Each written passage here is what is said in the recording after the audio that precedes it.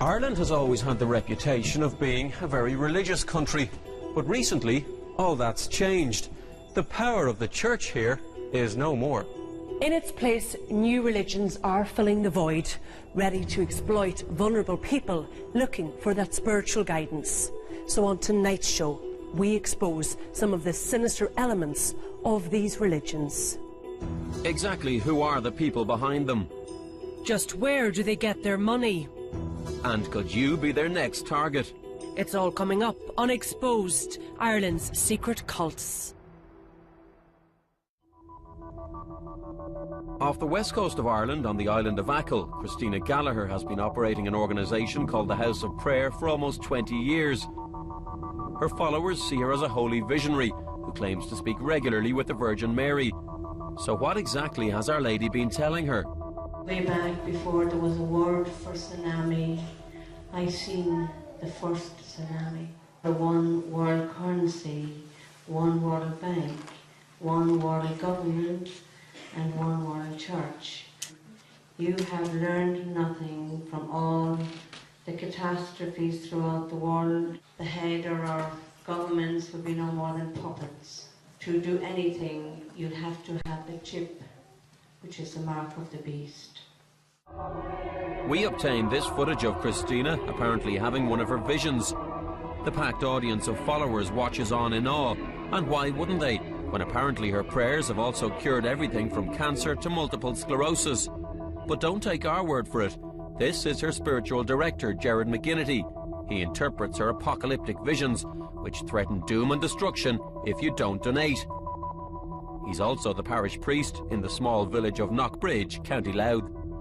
The most frequently cured condition is cancer. Cancer of virtually every part of the body has been healed. We're meeting a man who used to attend the House of Prayer and has agreed to speak to us anonymously. We'll call him John. He says it has about 5,000 core followers now, and he remembers two visions in particular. One, she said the world was going to end within a couple of years, and it was going to be from a nuclear holocaust. And she said 2/3 of the world would be wiped out, and half of the 2/3 that would be wiped out would be good, and the other half would be bad. And that's the way it was. I heard Father McGinnity as well talking about the earthquake, if you remember, in Indonesia, and which killed thousands and thousands of people in Thailand and Indonesia. And he said that one of the main reasons was because of the paedophile rings in Thailand. The Lord had seen it and was so dismayed at what was going on that he had decided that he would take the matter into his own hands. Christina was a humble housewife when she claims she had her first vision of Our Lady in 1988, but more soon followed. And in July 1993, the then Archbishop of Tuam, Dr. Joseph Cassidy, officially opened the House of Prayer. Back then, the church was fully behind the project. 5 years later, following an investigation, the next Archbishop, Dr. Michael Neary, banned the saying of Mass, confessions, and all other sacraments there. In the mid-90s, Christina also claimed to have the stigmata, the crucifixion wounds of Jesus, someone she says she also gets messages from. This footage is part of a Granada programme made at the time. But if her supporters see her as a visionary, her opponents say she's a charlatan who has scammed elderly people into donating their life savings to her. The House of Prayer has gone international too over the years, with 5 branches in the US and even one in Mexico. Meanwhile, the money has poured in. Another person has agreed to speak to us anonymously. Anne used to attend the House of Prayer on Achill before eventually seeing the light. There are people who will hang on every word that Father McGinnity says, and if it's coming from Our Lady, of course, as the answer was, you've heard it, we must give it. And people mortgage houses, took out equity in houses, to credit union loans, and millions and millions of pounds were raised. Cash was given in envelopes, cheques were given, but they felt that they were given it, and that the motive was that it was because Our Lady asked for it, and they would be rewarded in some way for that. In 1996, Christina bought this house in Newport, County Mayo, and spent another £300,000 on home improvements. Father McGinnity got his own room in it too. But questions started to be asked. Where did a woman with no visible means of income get all this money? Were the donations not to help with Our Lady's work? Christina and Father McGinnity decided to go on TV to explain. wealthy. I never was short. My husband was always well able to take care of me and my family. I got a substantial amount of money from a royalty from my book. Many come and they give nothing. There's some come and they may buy a book, buy a few medals. This is it's the only chapel or church that I'm aware of with the public coming where there isn't a collection. Who is the House of Prayer accountable to? Who's accountable for the House of Prayer in the bottom line? The House of Prayer has a checkbook, and every receipt for everything that's got has to be accounted for to the accountant. Everything that's bought has to be bought through the checkbook. So there's no one Who holds the keys and the signatories of the checkbook? Who is accountable? Is it you? There's two people involved in being able to sign a cheque for whatever is needed for the house. The same as in any religious order or religious house. There's usually the bursar or superior and superior or whatever. Do you mind me asking who those people are? Well, there's me and there's the secretary of the house. Christina bought a house close to Achill with, she says, monies from royalties and her husband's established business. But because of rumours, she is continuously harassed by the press. Once they discovered it was my house because of the big wall, and the big wall really was to keep people out, because I found myself with journalists looking in my bedroom window and writing about what was in my bedroom. And I think if you can really experience what a wall is all about, it's a prison. That programme 13 years ago is the last interview Christina Gallagher has ever given. Clearly she thought that by keeping her head down, people would leave her alone, and her plan almost worked. You see, Christina was always rumoured to live in a big house up in Dublin, and in 2008, Sunday World journalist Jim Gallagher found it. It's here in the Abington estate, in the plush north side suburb of Malahide, and it's worth millions. We decided to pay it a visit. Millionaire pop stars Ronan Keating lives here, Nicky Byrne from Westlife lives here, but she has the biggest, second biggest house on the estate, bigger than these pop stars. It was purchased for 3.5 million in April 2006. By the time we found it, it was worth about €4 million, and she'd done a lot of work to it. She lived here secretly, nobody knew she was here. It's an amazing house. It's a 5-bedroom, 5 ensuite bedrooms, 5 reception rooms, a coach house for 3 garages. Now, we have to ask ourselves, why does a leader of a religious organisation have to live in such plushness? But do we think, Jim, that her supporters, knew nothing about this house until you found it a couple of years ago? No, there's actually no doubt that people didn't know about it. I was bombarded with phone calls and letters and emails afterwards from people who'd given money and who'd been supporting the House of Prayer, who couldn't believe the luxury in which she lived, because she always told people she had no interest in material things. Now, before it was bought, there were secret meetings held around the country where followers were handpicked to attend meetings. Millions of pounds were pledged. One particular meeting outside Mullingar, 1.8 million was pledged. And at the end of that meeting, people were asked to sign their cheques to a John Rooney. So you can imagine my surprise when I dug up the property records of this house to find it's actually registered in the name of John Rooney. And who is John Rooney, Jim? He was her right-hand man in America. He built the Ohio House of Prayer for her, but he has since left. And one couple who I interviewed a couple of years ago, and they got their cheques back from the bank as proof. They signed a cheque for €50,000 to John Rooney, and another one to 40,000 to Father McGinnity himself. News that the big house in Dublin had actually been found sent shockwaves through some of the House of Prayer supporters. Father McGinnity even went on Liveline trying to defend it. There are many people in Dublin who have invited Christina to stay in their place or to occupy a place if she wants to get away from it all or whatever, and that has happened over the years, and there are different houses in So Dublin. who owns number 2 Abington? Well, that's I don't want to be giving people's identities away. That wouldn't be proper.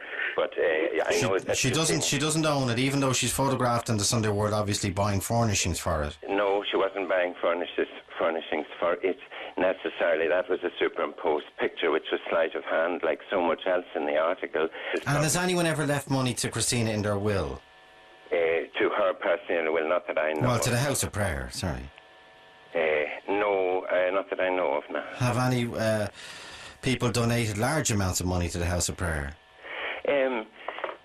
No, not really. Well, then how do these House of Prayers exist then? Yes, the Houses of Prayer would have been helped and financed by donations. That's the answer to the question I was asking. Yeah, but not to Christina personally, Joe. No, I didn't ask personally. I said, "There's money being given to the House of Prayer." Yeah. You said no, and then you said yes. Other houses linked to Christina in the Mayo area soon came to light, including this one worth around €1 million outside Ballina. But if the House of Prayer supporters were shocked at the discovery of the big house in Malahide, they were in for an even bigger surprise. Christina had another luxury home, this time in the UK. Clearly we'd have to get a look at it, but before doing that, there was one more thing to do in Malahide. Time to deliver our letter to Christina Gallagher asking for an interview. Here we go. And then I think we'll try the bell and see if she's inside.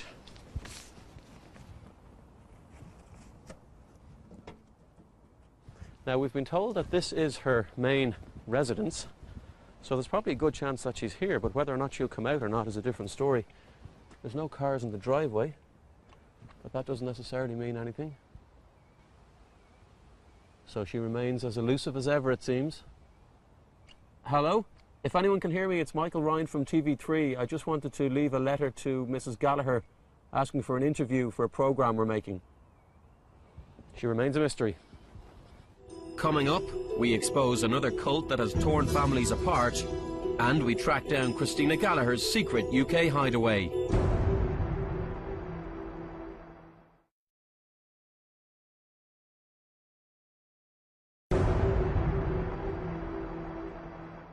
It's 11 a.m. on a Sunday morning, and like thousands around the country, these people are making their way to Mass. But they're not heading to any normal service, as they are members of an extreme religion called the Palmarians. And it's here in this quiet residential street in North Dublin that they have their Irish headquarters. A dissident branch of the Catholic Church, they have their own pope and priests, and ascribe to a set of rules that, among other things, forbids its members from even speaking to other non-Palmarians.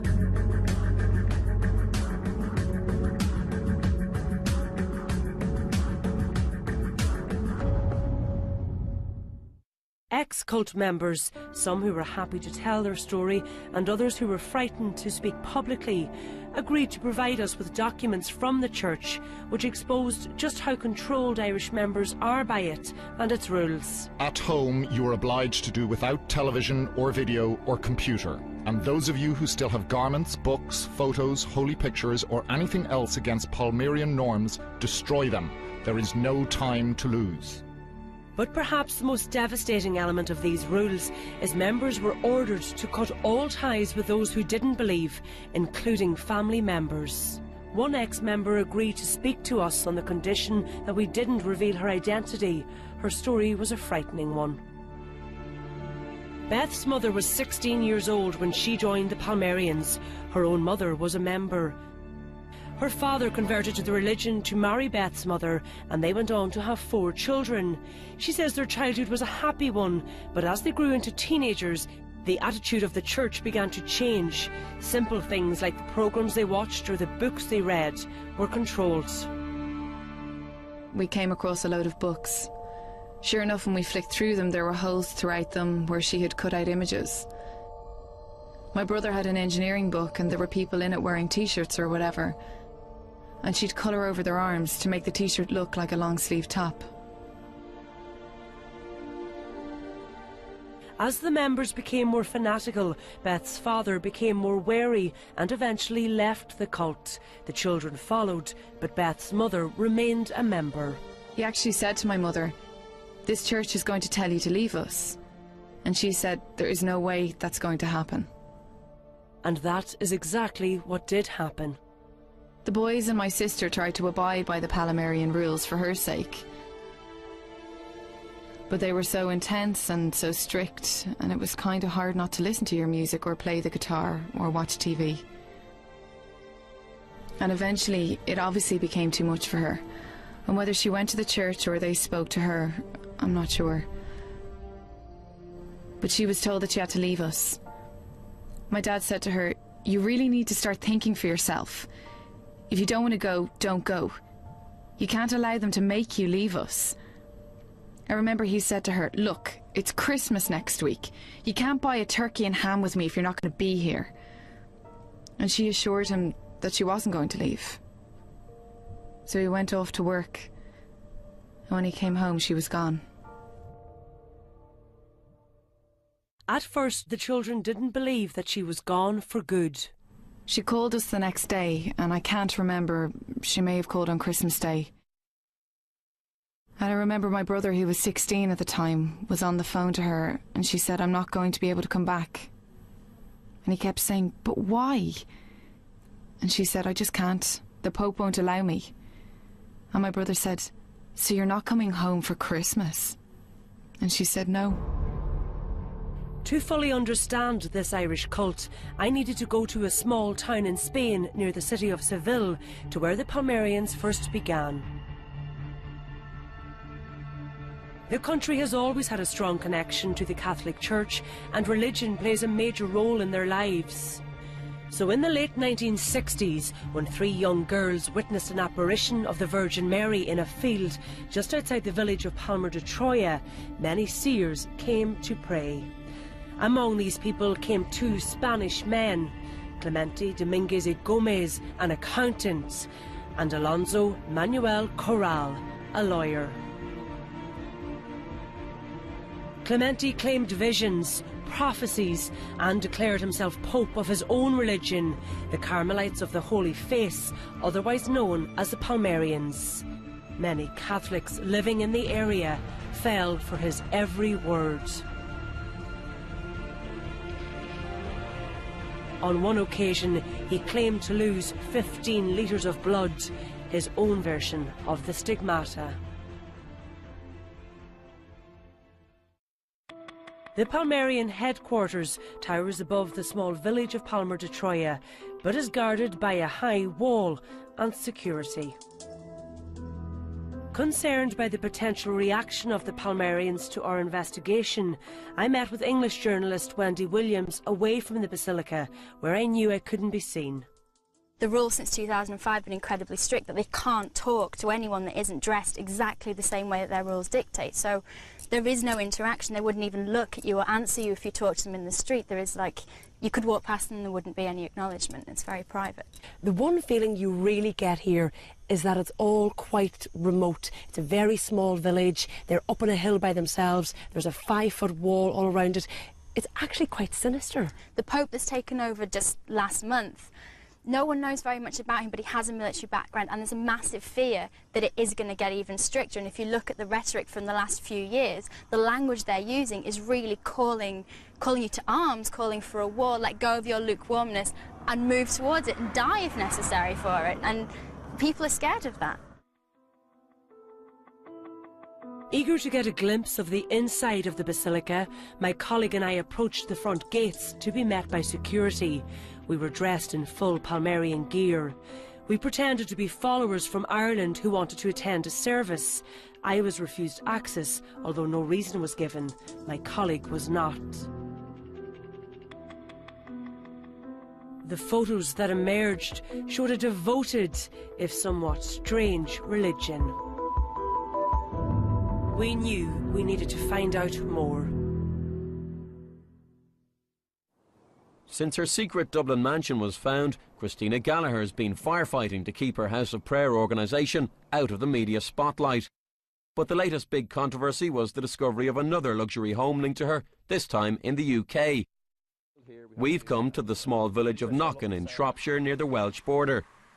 It's a pretty unremarkable, quaint little place with not much happening. The houses look fairly ordinary too, apart from one. Anyway, we're just coming up to the road now. This driveway heads straight down to the big house right at the end, and that's it right in front of you. That's it at the end? That's it. Some amazing place. That is impressive. The house was found in the last few months by Sunday World journalist Jim Gallagher after being put up for sale before the summer. It's called Lower Hall and was bought with cash for £1.8 million sterling in 2009. It's now on the market for a cool £2.25 million and is in Christina's son's name. Well, it's an amazing house. You can actually watch it on the estate agent's website. It's set in 5 acres. It's 11,500 square foot in the house. It has its own lake. It has an indoor swimming pool. It has 7 bedrooms, 7 bathrooms. a hot tub for 7 people. There's a gym, there's a steam room, there's a snooker room.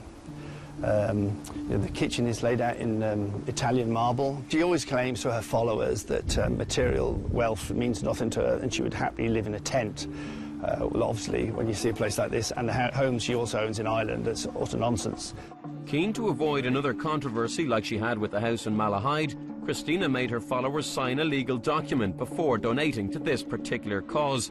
Her website quotes the document, which says they were making a donation directly to and for the personal benefit of Christina Gallagher, and that it couldn't be reclaimed at any time. She doesn't have a job as such, Jim, does she? No, she doesn't. She hasn't worked for years. She's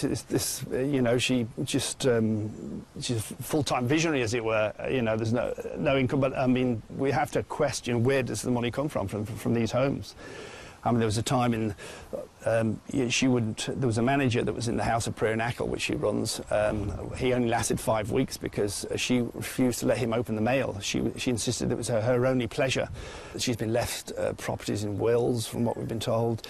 There's one couple who went public with me 3 years ago. They'd given 150,000 euros over a 10-year spell, and a friend of theirs, a colleague of theirs, had given 100,000. When I started doing my stories in the Sunday World, they sued to get their money back, and she paid back the 250,000 to those 3 within 4 weeks. Well, there is a car in the driveway of the house, and there is a light on in the upstairs window. Do you fancy ringing another intercom now? I think we'll give it a bash, but I'll be very surprised if she is here, because she spends very little time here. It's worth a shot. Yeah. Let's go.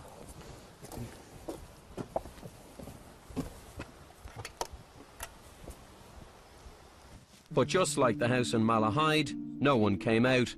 In the past, the House of Prayer has been accused of selling even bricks and bits of old carpet from the building in Achill. But its latest attempt to raise funds centres around this framed picture of Our Lady. It's on sale for €250 in the gift shop, and if you buy it, it'll give you protection. For people like Anne, it represents the final straw. And we went into the shop and we questioned them about it, and I said, if I buy the postcard, so that's the same picture. They said no, it had to be the one for €250 that would provide protection against the impending calamities. And I said, sure, this is heretical. I rang the Archbishop in an awful state and said, please, I spoke to his secretary. I said, I have to tell the Archbishop, does he realise what's going on in the House of Prayer? And he said, well, we know all about it, and there are 5 large files of complaints in Archbishop Neary's office. And we have had, hundreds of phone calls like yours. And subsequently, my research told me that she was operating at a loss. And then, now she's operating with 2 million profits. And that's directly as a result of that picture. And it's being boxed and shipped to the States. Coming up, a former Irish member breaks the Church of Scientology's code of silence, and we go undercover at the House of Prayer.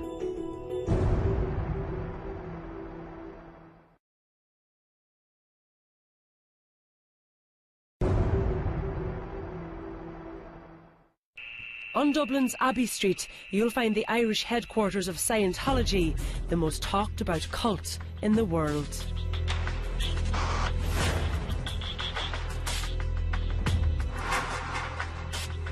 Suppressive people, that kind of thing. I mean, you don't allow criticism.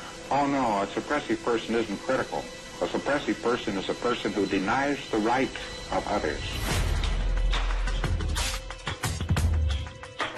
Meet its creator, speculative fiction writer L. Ron Hubbard.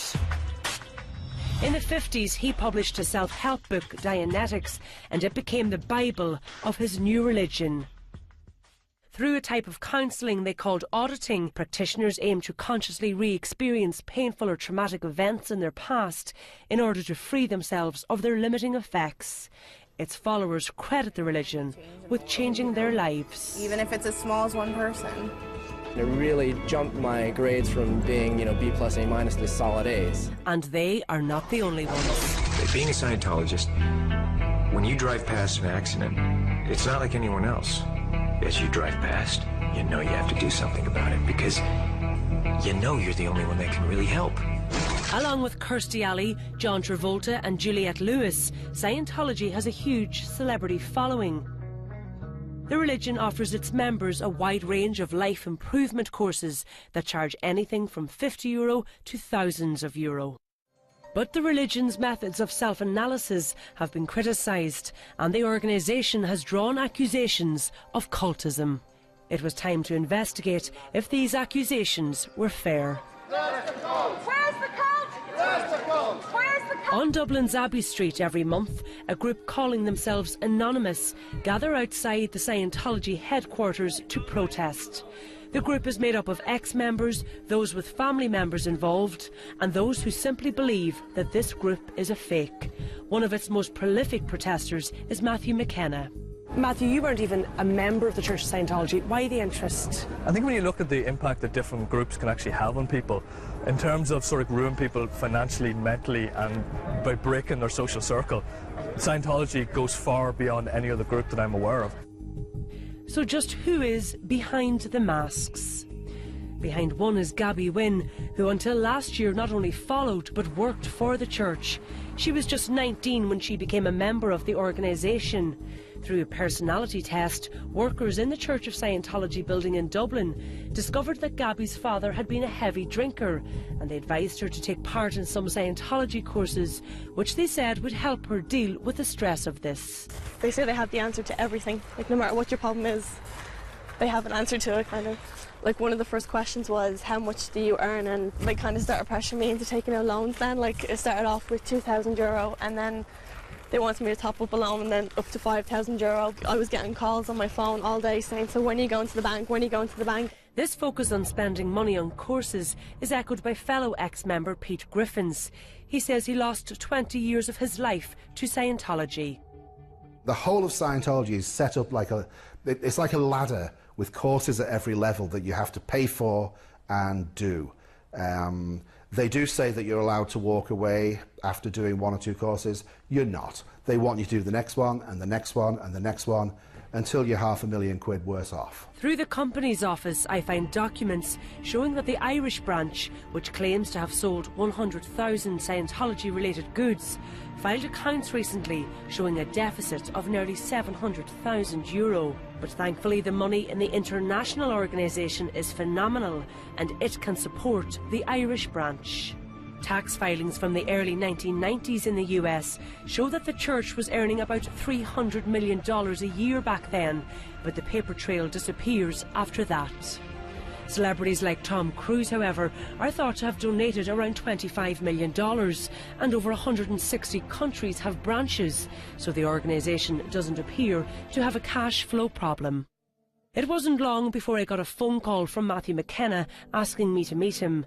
He said he had in his possession some private Church of Scientology documents which would prove the organisation's primary focus is to sell courses and Scientology goods. Now, one of the main things that I've noticed in Scientology is this pressure to recruit people all of the time, and we have here a document, and this is called How to Sign Up and Start a New Person drill. Can you bring me through this? If they can get you to believe that you have a problem and get you to believe that, then it's easier to sell you a course to fix that problem. And this is what these questions are all about. They're very leading. They're trying to get people to divulge information which then can be used to sort of get that person to feel bad. And when they get a person to feel badly enough, then it becomes very easy to sell them a course on how to fix it. And that's what it's all about.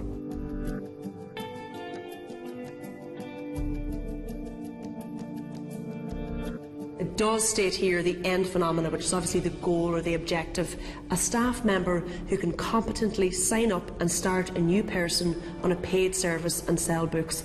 So it's somebody who can spend money. Paying for courses is a huge aspect of Scientology. They appear to involve training of some sort. Part of the communication course caught my eye. The way this sort of works is you actually sort of are sitting down with usually an ashtray as your prop, and you're sitting down in one chair and the ashtray is sitting down on the other tray. And what you do is you would yell at the ashtray, stand up, and you'd actually lift the ashtray, hold it up in the air, and then say thank you, and you'd carry that again and again and again. And by doing that, you're supposed to be learning how to get your commands carried out. If you've drilled the same action again and again and again and again, and if you are in everyday life and you encounter someone who's, not quite of the same viewpoint as you, you will actually start, these training routines, they will kick in, you'll remember all the training you've done, and you'll just go into that zone, you'll just focus entirely on getting your command carried out. In another document, the group outlines how members must deal with people who don't support Scientology. They are called suppressive people. It appears to state that those people must be cut out of a Scientologist's life.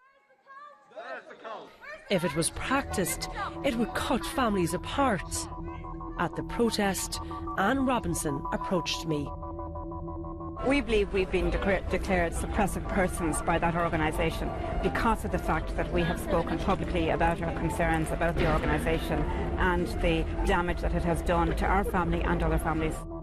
The reason she is speaking out is that her brother Tony is a member of the church and hasn't spoken to Anne or any of their family in 10 years. In fact, they have no idea where in the world he is. Did Tony change when he became a member of the Church of Scientology? Yeah, completely. Like, it seemed almost like a lot of his answers to questions we'd ask were rehearsed, things that he would have, we believe, learned in courses on how to handle his family. The expression on his face, the lack of emotion, he was a different person. What effect, Anne, has the Church of Scientology and Tony's membership of it had on your family? It's been totally devastating in terms of grief. I said he hasn't died, but we haven't seen him in 10 years. My dad died at the age of 86 in 2002, and he hadn't seen Tony for a number of years before that, and that really broke him. You're taught that what Ron Hubbard wrote is the only way forward for mankind. He had all the answers to all man's problems. When you look at the evidence, you find out, no, he didn't, because, you know, there's no evidence to prove that any of that happened. I mean, it's just not there. But when you're involved, you're very insular and you're very isolated. You're not allowed to read books, you're not allowed to watch TV, read newspapers. They have control over you. And it's one of the aspects of a cult that they will try and control your thoughts, your emotions, your behaviour and your information. And Scientology tries to control all of those things. After checking out Christina Gallagher's luxury houses, it was now time to take a closer look inside the mother house of the House of Prayer on Achill Island. We got a tip-off that Christina herself might be present at one of the big celebration days there. If she was, that'd be rare. Apparently she doesn't bother showing up much. No cameras are allowed on the complex, so we took along a hidden camera instead. The chapel was full, so much so that they had to seat people outside. There were coaches from all over the country. Inside, through a busy gift shop and cafe, we found about another 100 people listening to events in the chapel on a big screen. Father McGinnity addressed the crowd, reminding them of Christina's healing power. I refer, in mentioning the 700 or so healings, the cures of virtually every form of cancer, leukemia, people who are brain dead, and then rheumatoid arthritis, multiple sclerosis, conditions that cannot be healed scientifically, medically, nor, of course, psychologically. Christina herself did appear, but it was brief. Father McGinnity told us she'd be uniting with us in prayer from another room. Meanwhile, outside, we got talking to a House of Prayer steward. Anyone has that house, said throughout every day, during the purification, it's protected. That's €250, right? Now, €250, the price is nothing. Because money is going to be used shortly. Does we know how that's right now, stuff? That's Satan's weapon. Huh? That's Satan's tool. His lie is twisted. It's true twisted. True twisted. Try and get down as hard as you can, Well, there's still time. Later we were approached by this man, who's high up in the House of Prayer. He was also keen to tell us about the €250 picture that would protect us from future disasters. That picture, if you have that in your house, and you pray before it, the rosary before it, you see the way that, I don't know whether you've noticed all the disasters and everything is coming. No country's going to escape. If you say the consecration prayer each day, it'll protect you from suicide. And there's all sorts of stories about there's some big house in the UK or something. Is that No. Let's be very clear about this now, right? Our Lady asked for things to be done. And Christina gave the message to the people, and it's up to the people to respond. And there was a message about, because she was getting so hounded by the media, that Our Lady said to get money together, for her to go away and buy somewhere private to get away. But they were saying she was living in a mansion. Look, she couldn't go live in a bungalow on the side of the road. And our Lord did guide her to the house in Malahide, and the people did put money together for her to buy the house in England. She only lives in 2 rooms in the house. Don't focus on that. Look at, go in and read the testimonies. Talk to people here who've been cured. Does Christina ever go outside to meet people? Or? She used to, but I don't think she is today. She's not feeling well at all. The Chinese are going to invade all the way into Europe. Chinese? Chinese. That's what's coming. Really? I'm sorry, I don't want to... It seems so bizarre, a thought. Yes, isn't it? But they have the manpower. When we finally got into the chapel, the elusive Christina was nowhere to be seen. She disappeared into a door at the back with a key code on it. The first time we'd ever seen a chapel with key code doors. We joined a queue to see a statue of Our Lady in a glass case, apparently weeping. But if she was, we couldn't see it. Our camera did catch Father McGinnity being warmly greeted. Coming up, why the Palmerians would die for their church, and we pay Father McGinnity a visit.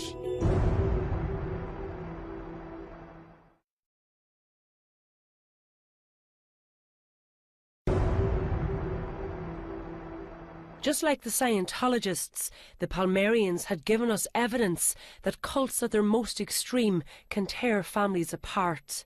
For Beth, who had been a Palmerian, it's been 6 years since she or any of her siblings have spoken with their mother. I definitely feel that she was brainwashed. I feel I was as well.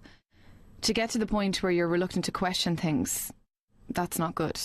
If it's really true, why can't I question it? Why are you trying to hide? She believes her mother has given thousands of euro to the organisation and that she now lives within the Basilica in Spain. One day we were in a supermarket and she was there, and my dad went over to try and talk to her, and she just completely ignored him. He was telling me that she reached up to try and get something off the shelf, but she couldn't reach. So he got it and gave it to her and said, "Can you not just talk to me?" And she said, "I'm sorry, I don't know who you are, and if you don't leave me alone, I'm going to have to call the police." Just like the House of Prayer, the Palmerians survive on donations from their members. How much each member donates is kept a closely guarded secret, but in the course of our investigation, I found a will of an ex-member. In it, she had left the church 20,000 euro. Her family claims she was terrorised by the organisation into doing this. What all ex-members fear is that those who remain within the cult in Ireland, thought to be around 300 people, will take up the call of arms that journalist Wendy Williams talked about, and indeed preachings from the church refer heavily to that. Beloved faithful, in the times we are living in, depravity is all about us. It is possible that we will die in the struggle, but to die for Christ is triumph. This is the inside of the Irish church, where cult members meet for prayers and mass. And this is the face of their leader, a Father Gerontimus. When I approached their church in Dublin to ask them about their religion, their rules, their beliefs, and their impact on innocent families, they refused to even answer the door. Letters and phone calls prompted the same reaction. What attracts someone to this cult is unknown. What is known, however, is that if the fears of ex-members come to pass, membership could prove fatal. Many ex-followers of Christina Gallagher blame her spiritual director, Father McGinnity, for making the House of Prayer credible. One of the reasons many followers respect him so much is that in the 1980s he blew the whistle on an abuse scandal in St Patrick's College, Maynooth, and was effectively demoted. Father McGinnity is parish priest here in the tiny village of Knockbridge, County Louth. We decided to pay him a visit. So we waited outside the church following Mass one morning, but he was tipped off and left by a different exit. We then called to his house to see if he'd talk to us, but there was no answer, so we left another letter. As we tried to film another interview nearby, we realised we were being watched by people who kept driving past us. There goes your man. There he is now. 2 weeks after our visit, we got 2 solicitors' letters from people in the House of Prayer and the parish council. They wanted to remind us of their privacy rights and accused us of harassment. Mike Gard is a so-called cult expert who runs the Dialogue Ireland website. Is it fair to say, Mike, that without Father McGinnity, you know, there wouldn't be a House of Prayer, or at least a House of Prayer that's as successful as it is at the minute? I think that going back to the history, she started off as a minor fortune teller. I think that she saw in Sligo kind of moving statues, and I think she began to see that she could sell this as a product. She basically used Mary to sell this product, and she found someone who was interested in visions and has been known for years as someone who supports this type of stuff. And without him, she would be a minor piece of footnote in some events that took place in the 80s. We obtained this footage of Father McGinnity saying Mass. It's very curious, to say the least. Spirit and in truth. Let it become for us the body and blood of Jesus Christ, your only Son, our Lord.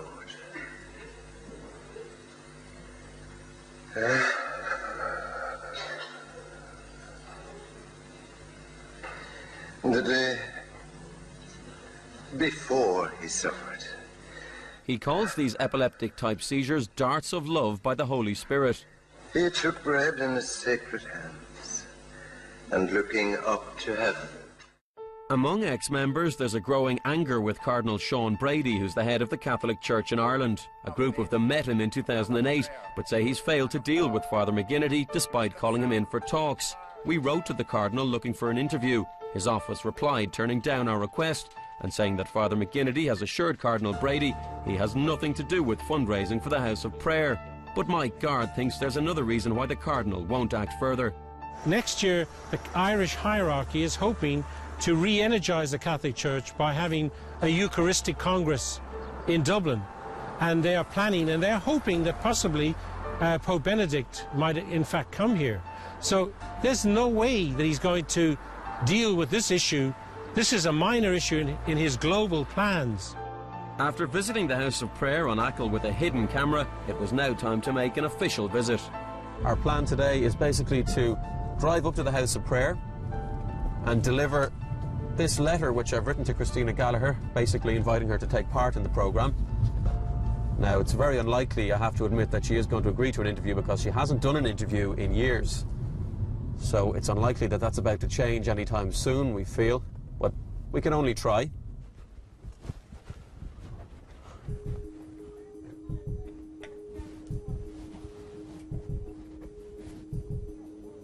Try the doorbell again. Hello, could I have a quick word with someone, please? No, nobody coming out. So what I'm going to do is I'm going to post my letter in the door.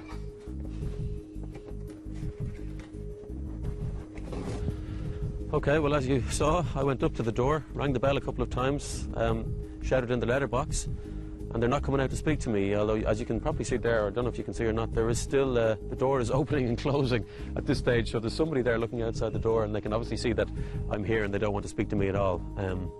So I shouted in the letterbox, and still no joy. There's some more people there trying to get in at the minute, but I'd say they're probably waiting for us to go before they open the door for them. So definitely people there, but they're not coming out to talk to us. So what now for the House of Prayer? The Revenue Commissioners took the House of Prayer's charitable status away in 2006, meaning all donations are liable for tax. The Gardaí have also investigated in the past, but say they're reliant on more victims to make a formal complaint. As for the church authorities, they continue to say the House of Prayer has no approval, but it seems they're unwilling to do anything else about it. On tonight's programme, we've exposed Ireland's secret cults and shown the devastating impact they have on people's lives. Families are torn apart, victims are left feeling ashamed, and in the end, it's all about money. With all the recent scandals involving the Church in Ireland, we could see more and more vulnerable people looking elsewhere for spiritual guidance. And unfortunately, it seems there will always be someone only too happy to provide it. TV3 have been in ongoing discussions with the House of Prayer and hope to be able to broadcast their views on the matters raised on tonight's programme in the near future.